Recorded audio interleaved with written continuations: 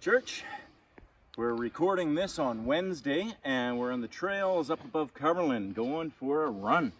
If you remember Wednesday, it was raining all morning, just miserable.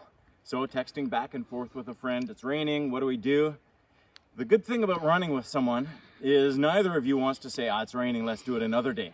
If I was on my own, I'd be at home on the couch. And so it's good to have that motivation with a friend and a bigger goal.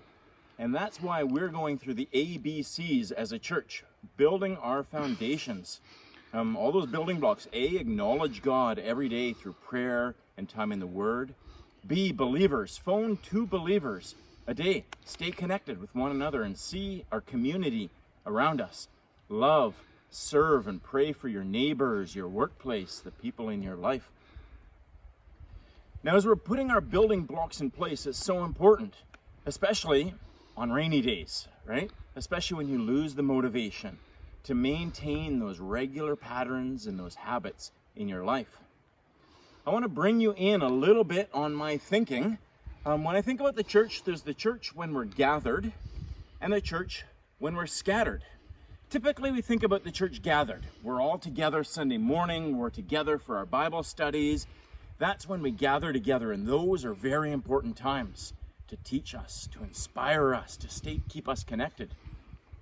But just as important, and in most of our life, is when the church is scattered, when we're not together, when we're just in our regular, everyday lives together.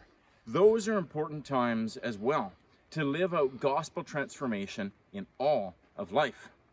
And you can't have one without the other. We don't just gather as a church all the time, and we can't just be scattered all the time, or we'd lose our connections and our foundation and our motivation. We need one another.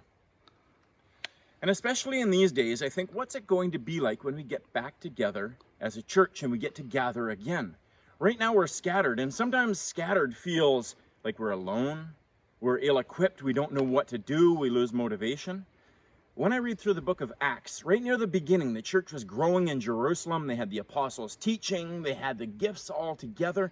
They were strong, they were supported, they had everything as they gathered together. And then persecution broke out, and when the church was persecuted, they had to flee. They scattered, they all went to different places.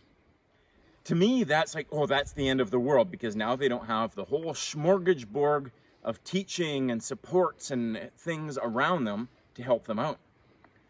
But they learned, instead of going and just getting spoon-fed, how to feed themselves.